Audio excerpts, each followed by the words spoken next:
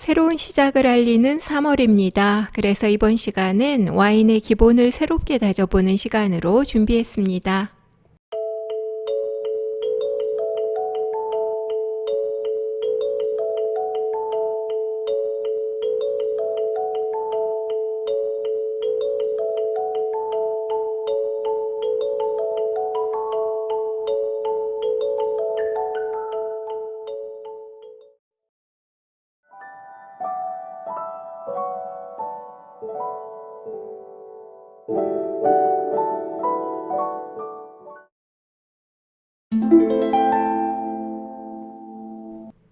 바르샤크는 와인액이 화학적으로나 물리적으로 충격을 받게 되면서 와인이 본래 가지고 있던 과일향을 비롯한 향과 맛을 잃어 별 맛이 나지 않는 플랫한 상태가 되는 것을 말합니다. 이런 현상이 생기는 큰 이유 중 하나는 와이너리 저장통에서 숙성된 와인이 병에 담기는 병입 공정을 거칠 때 갑작스럽게 더 많은 공기와 닿게 되면서, 또 다른 경우는 이미 병입된 와인이 운송수단으로 이동된다든지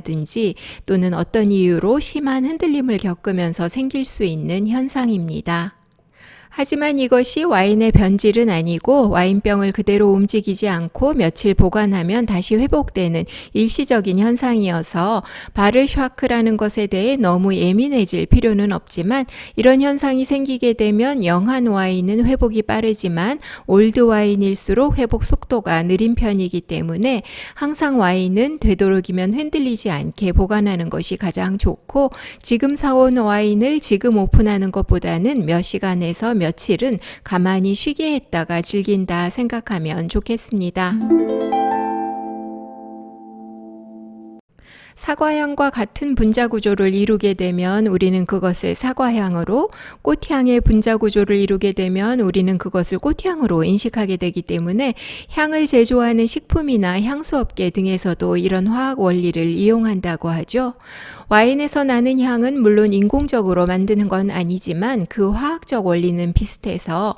포도액이 발효 과정을 거치면서 당분이 알코올로 전환되는 동안 포도의 당분에 결합되어 있던 여러 유기 성분들이 분리되거나 새로운 분자 조직으로 결합을 이루게 되는데, 이때 드러나는 성분들이 우리에게 각각의 향으로 인식하게 합니다. 예를 들어 피러진이라는 성분은 주로 포도 껍질이나 줄기, 잎 등에 있는데 풀, 고추, 허브, 야채, 또 커피나 초콜릿 등의 화학 구조와 비슷해서 우리가 와인을 마실 때 이런 향으로 감지되고, 산성과 알코올에서 오는 에스터라는 성분은 사과, 딸기, 파인애플, 체리, 복숭아 등의 과일향과 꿀, 그리고 자스민, 제라늄 등의 꽃향을 이루는데, 또한 산화된 냄새에서 나는 구조를 이루기도 하고, 지오스민은 버섯향 등을 이루는 성분으로 이 외에도 여러 유기 구조가 있고 우리는 그 향들을 인식하게 됩니다.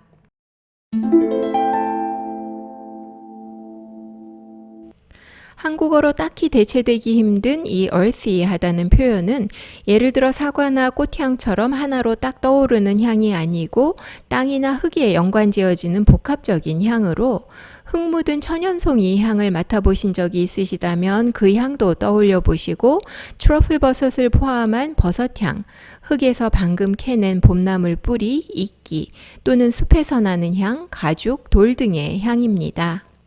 이런 향들은 품종에서도 올 수 있고 포도가 자란 재배 환경인 테루아에서도 올 수 있고 와인 메이킹 과정 동안에 얻어지는 향일 수도 있습니다. 품종으로는 피노누아, 시라, 네피올로, 산조베제, 까베르네 프롱 등의 품종 등에서 이런 얼티한 향이 자주 감지되고, 와인 메이킹 과정에서는 발효에 쓰이는 이스트 중에 브레타노마이시스라는 이스트가 주로 이런 향을 남기는데, 베이컨이나 클로브 향신료 같은 좋은 향으로도 때로는 마구간 냄새까지 나게 하는 이스트로, 이 마구간 냄새는 와인의 변질은 아니지만 호불호가 있는 향입니다. 또한 오크톤 같은 우드에서 숙성되면서 얼티한 향을 얻게 되기도 하는데, 이 향이 컨트롤이 안 되고 너무 압도하게 되면 앞에서 말한 마구간 냄새가 나기도 하고 오히려 와인을 무겁고 플랫하게 느끼게 하기도 하는데, 밸런스가 이루어진 얼티한 향들은 와인의 풍부함과 복합성을 더하기 때문에 좋은 와인으로 평가됩니다.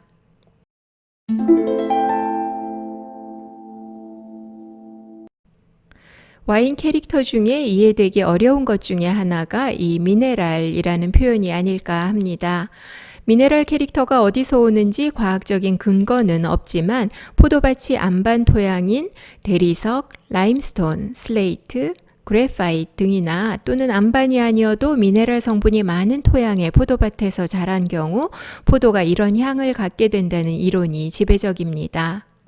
우리가 미네랄을 음식에서 섭취해도 이것이 미네랄 맛이다 라고 느껴본 적이 거의 없고, 더군다나 와인에는 우리가 입에서 느낄 만큼의 양으로 미네랄 성분이 존재하는 것도 아닌데 어떤 것을 두고 미네랄리티가 있다, 미네랄 캐릭터가 있다 이렇게 얘기하는 걸까요? 전문가들 사이에서도 차이가 있을 만큼 미네랄 캐릭터는 사뭇 주관적인 관점이 있는 건 사실이지만 일반적으로 미네랄 캐릭터라고 할 때는 와인에서 젖은 돌, 부싯돌, 돌판, 화약향, 초크, 굴껍질 등이 감지될 때 그렇게 표현합니다.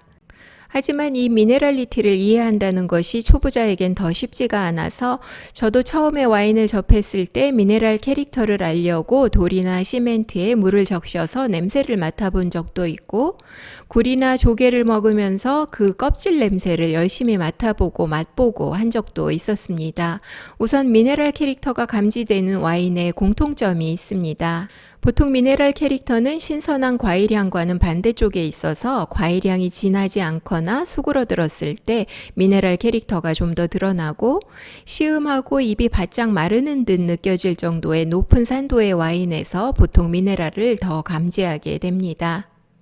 이 미네랄 캐릭터는 누군가는 향으로 감지된다, 누구는 맛으로 감지한다, 저마다 다르지만 제 경험엔 젖은 돌이나 부싯돌은 향에서 감지되기 때문에 와인을 테이스팅하기 전 향에서 느껴보시면 좋겠고, 슬레이트, 초크, 굴껍질 미네랄리티는 좀 전에 말했던 드라이한 뒷맛을 줄 정도의 높은 산도를 가진 와인을 시음할 때 주로 그 질감에서 감지해 보시면 좋고, 또한 미네랄리티를 가졌다고 인정되는 대표적인 와인들, 예를 들어 스모키한 부싯돌 향을 가진 푸이푸메, 슬레이트 미네랄 향을 가진 모젤 리슬링, 라임스톤 토양에서 오는 미네랄리티를 가진 부르고뉴 플리니 몽라쉐, 굴껍질 미네랄 향을 가진 샤블리, 샤도네이 등을 시음하면서 미네랄 캐릭터의 차이점을 알아가시면 좋겠습니다.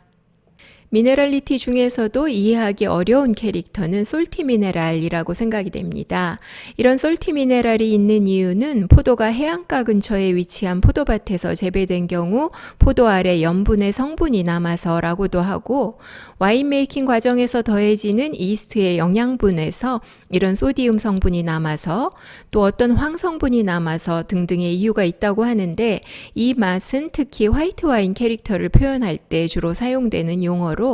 와인 안에 많은 염분이 들어있어 짠 것을 말하는 것은 아니다 보니 황과 나트륨 성분에서 느껴지는 향이나 소디움의 질감 또는 어떤 감칠맛을 주관적으로 표현한 것 같아서 저도 지금까지 와인 정보에 이런 표현이 있는 와인들을 시음해 보면서 계속 알아가는 중에 있습니다. 지금까지 살펴본 여러 미네랄 캐릭터들은 와인 맛에 깊이와 복합성을 더하기 때문에 와인이 그윽하면서 우아한 느낌을 갖게 되어 보통 우수한 와인의 한 요소가 됩니다. 영와인의 좋은 점은 우선 과일향, 꽃향에서 오는 신선하고 밝은 향과 맛, 사각거린다고 표현할 수 있는 청량한 산도를 가지고 있어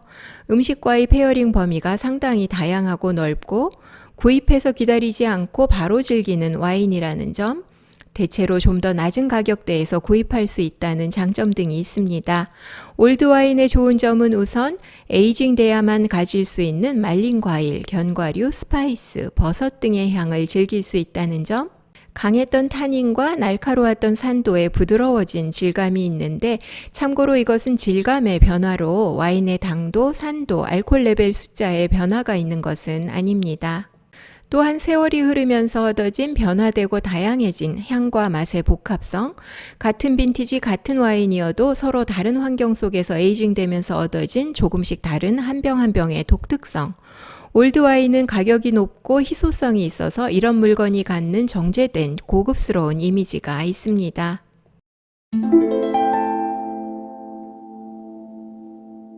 와인을 언제 마시는 것이 좋을까라는 질문은 품종, 산지, 빈티지, 와인 스타일 등등에 따라 그 차이가 아주 커서 하나의 정답이 있을 수 없지만 대체로 2년 안팎에 병입되고 어느 정도 에이징 가능성이 있는 와인이라는 기준에서 본다면 레드 와인은 빈티지에서 5년에서 20년 정도가 시음 적기가 되겠고 화이트 와인은 빈티지에서 2년에서 10년 정도라고 하겠는데 물론 와인에 따라 이 숫자는 더 짧기도 훨씬 더 오래 가능하기도 합니다. 너무 영하지도 너무 올드하지도 않은 바운더리에서 고르고 싶다면 일반적인 화이트 와인은 빈티지에서 2년 전후, 레드 와인은 약 7, 8년 정도 되면 아직 프레쉬함도 있으면서 와인 안에 여러 성분들이 좋은 조화를 이루고 있고 가격대도 너무 높지는 않아 일반적으로 즐기기 좋은 시기인데 보다 정확한 각 와인들의 시음 시기는 항상 다시 확인하는 것이 좋습니다.